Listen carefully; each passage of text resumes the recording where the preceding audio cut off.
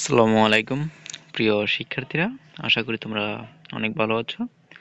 বাংলাদেশ কারিগরি শিক্ষা বোর্ড থেকে এসএসসি ভোকেশনাল নবম শ্রেণী বিজ্ঞান পরীক্ষা 2024 তোমাদের আগামী 26 তারিখ 12 মার্চ 2024 তোমাদের পরীক্ষা শুরু হতে যাচ্ছে। তোমাদের অনেকেই বিজ্ঞান প্রশ্নের ক্যাটাগরি নিয়ে তোমাদের সমস্যা রয়েছে। তো অনেকে তোমরা চিন্তা করছো যে আমরা আসলে কিভাবে পরীক্ষা দিব, সে বিষয় সম্বন্ধে আজকে আলোচনা করব। তোমরা আসলে কিভাবে লিখলে ভালো নাম্বার পাবে, কিভাবে লিখতে হবে বা কিভাবে প্রশ্নগুলো ক্যাটাগরি থাকতে পারে, সেটা আজকে তালিকাটা দেখানোর চেষ্টা করব। তার আগে বলবো, তোমরা যদি আমার চ্যানেলে নতুন হয়ে থাকো তাহলে চ্যানেলটি সাবস্ক্রাইব করে রাখবে, যেন পরে তোমাদের পরীক্ষার প্রত্যেকটি সাজেশন তোমরা তোমাদের কাছে সর্বপ্রথমে চলে যায়। সাবস্ক্রাইব করে রাখবে এই জন্য। আর যদি আমার চ্যানেলটি যদি সাবস্ক্রাইব করা থাকে তোমাদের কাছে, তাহলে তোমাদেরকে অসংখ্য অসংখ্য ধন্যবাদ। তো বিশেষ করে বলবো, তোমরা একটু প্রত্যেকটি পরীক্ষা তোমরা সিলেবাস অনুযায়ী ভালো একটু মনোযোগ সহকারে পড়ো। এটা হচ্ছে তোমাদের একটা নমুনা প্রশ্ন, বলে দিচ্ছি। তোমাদের যদি তবু কারো কোনো প্রবলেম থাকে, আমাকে হোয়াটসঅ্যাপে নক দিতে পারো। হোয়াটসঅ্যাপ লিঙ্ক এখানে দেওয়া দেওয়া থাকবে, সেখানে যোগাযোগ করতে পারো। যে কোনো প্রশ্ন, যে কোনো বিষয়ে সাজেশন পেতে অবশ্যই যোগাযোগ করতে পারো, আমি সেগুলো উত্তর দেওয়ার চেষ্টা করব।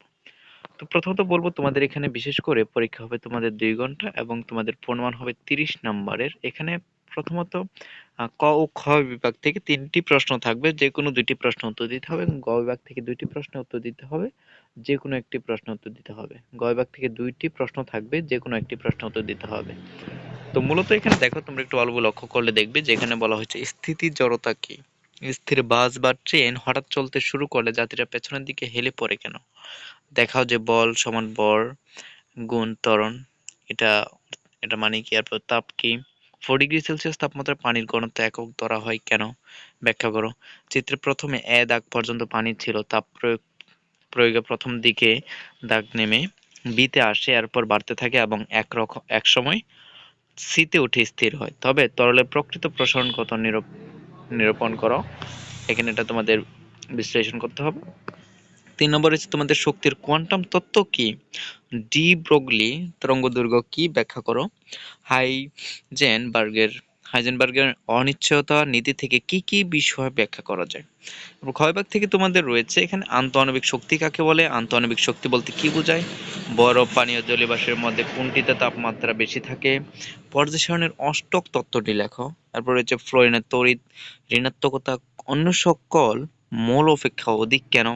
তারপর গ নম্বর রয়েছে তোমাদের লিথিয়াম, সোডিয়াম, এখানে ম্যাগনেসিয়াম, অ্যালুমিনিয়াম। এখানে তোমাদের একটা পর্যায় সারণীর একটা আহ তালিকা এখানে দেওয়া আছে এক পাশে, যদি বা সবগুলো প্রতীক নয়, এখানে কিছু তোমাদের সাংকেতিক কিছু কাজও দেওয়া আছে। যেমন এখানে বিশেষ করে বলে দেওয়া হয়েছে কিউ ও জেড প্রতীক অর্থে ব্যবহৃত। প্রতীক অর্থে, এটা কিন্তু কোনো সংকেত না, এটা তোমাদের বুঝতে হবে। বলা হচ্ছে পারমাণবিক ভর পর্যায় সারণিক মূল ভিত্তি নয় উদ্দীপকের জেড এবং কিউ এর আলোকে ব্যাখ্যা করো।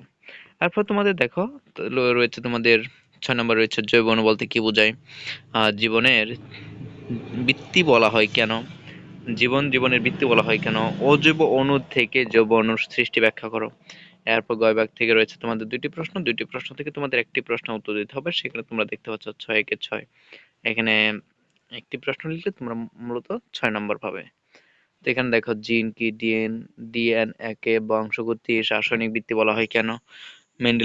মেন্ডেলের দ্বিতীয় সূত্রটি ব্যাখ্যা করো।